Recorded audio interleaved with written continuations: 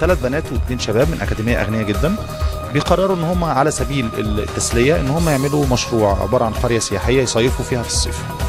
بعد كده مش مشكله، في نهايه الصيف القريه تخسر تكسب، يقفلوها يفتحوها، مش فارقه معاهم. هم كل الحكايه لان كل سنه بيصيفوا في حته شكل، في فرنسا، في كابري، في ايطاليا، مش عارف فين.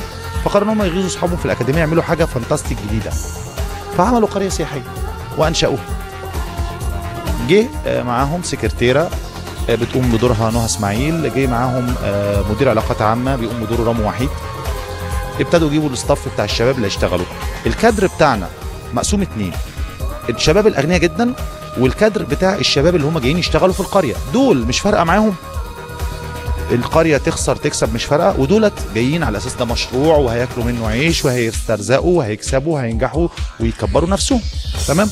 بيحصل صراع بقى ما بين الطبقه الغنيه قوي اللي مش فارقه معاها الناس الغلابه، وما بين الناس الغلابه اللي عايزين يكافحوا ويكسبوا بشرف وبالحلال.